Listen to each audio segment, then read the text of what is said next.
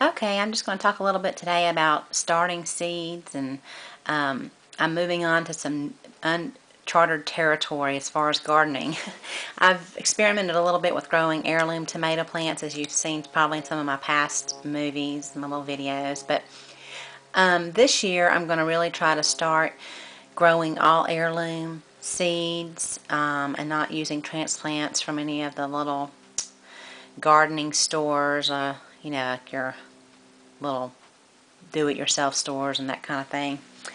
So I had ordered some heirloom seeds, as I mentioned one other time too, from a company called Baker Creek Heirloom Seeds, and they've done very well. So they sent me this catalog. I'm starting to get a lot of my seed catalogs in right now. A lot of different companies are sending me catalogs, but this one I'm very intrigued by. It shows a lot of the different kind of vegetables that are from all over the world, and this gives me a good description, so I can try to pick out things that are specifically targeted for hot, humid areas like I have, like a tropical area. They grow, all their seeds are non-hybrid, non-GMO, non-treated, and non-patented. It says, we do not buy seed from Monsanto-owned Seminis, and they boycott all gene-altering companies.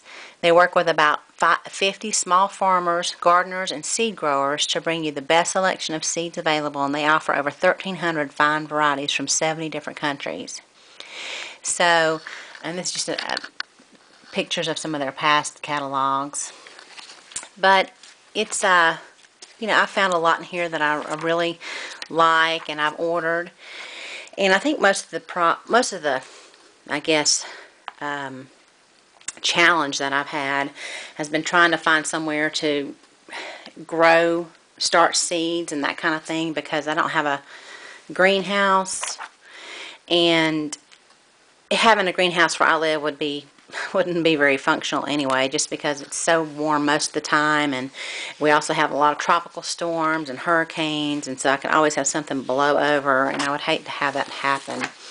So I've tried starting seeds outside on my screened-in porch, and that did not work out. I mean, they germinated, but the plants just weren't very healthy, and they weren't thriving.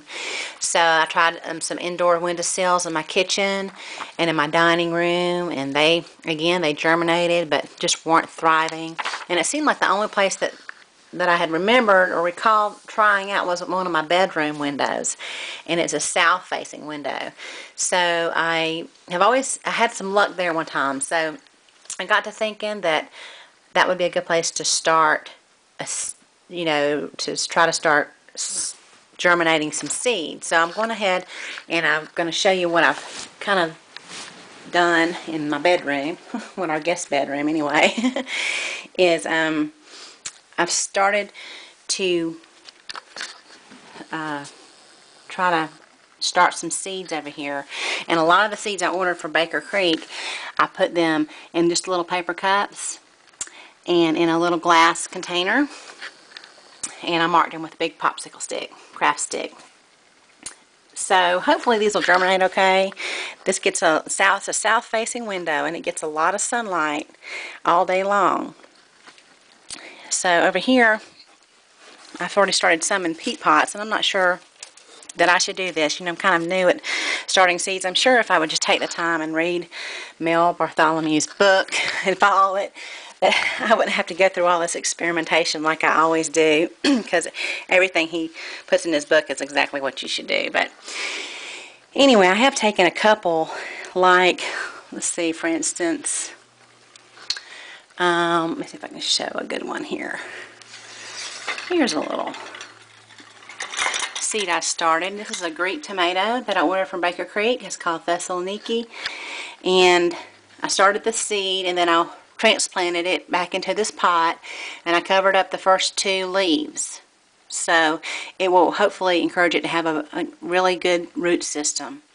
In other words, if I were to just leave it up here like this, those are the first 2 leaves right there, it'll be probably, real spindly, I guess you'd say, and spindly, I don't know. It would be not as healthy. So see, I'm going to need to transplant this one now that it has about 4 or 5 healthy leaves at the top, transplant it back down into the soil so it can become healthy. So that's what I need to do. That's on my next project. And something else I'm experimenting with down here, I went to the dollar store yesterday and I picked up this little cookie sheet. It was $1 at Dollar General. And then the lasagna pan with the top was another $1. And so that's $2. And I put some Mel's mix in it. At the bottom, I punched a bunch of holes in it with a nail. And I punched a few holes in the top with a nail. Inside, I sprinkled out some lettuce seeds. And I've watered it pretty good. So it's like a little mini, these are like little mini greenhouses. I'm just going to let them sit here and cook. And maybe I'll cook some salad. That would be pretty neat. I'd love to see if this is going to work out. So we'll keep our fingers crossed on that one. Keeping some sun-warmed water here that I've filtered. Some water. So I'm growing some, let's see, some herbs up here too. I have some parsley and cilantro and dill, which I transplanted from my garden inside to see how those would do. I have some African blue basil from last year's garden, and I've kept it in my window in some water, and I want to see if that will take off. It might not because it already bolted. I'm not sure if that'll work out or not. One of my favorite tomatoes that I'm looking forward to hopefully seeing that it will grow.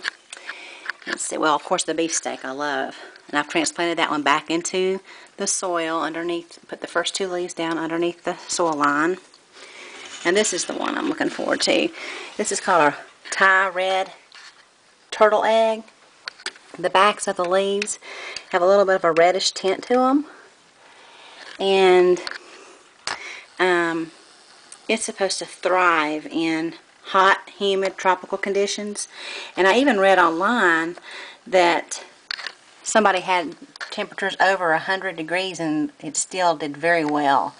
So if you watch my videos in the past, you know I desperately need a tomato that's going to stand up to my hot temperatures. So let's see. And something else I did was, this was just a little alcove. So I put some thermal curtains up here so I can close this off to hold in the heat. And also, you know, because it's not really that attractive, so it is a bedroom. So, you know, just think outside the box if you're going to try to look for something to do for your seed sprouting. If you don't want to invest into a greenhouse, you don't have to, you know, not everyone has an alcove. A lot of people have bay windows. There's all kind of little things you can do. And I'm thinking this is going to work out, you know, perfect for my needs right now. So, hope everybody out there is having a good new year. And I'll give an update on the garden, which is thriving and doing very well right now. Thanks for watching.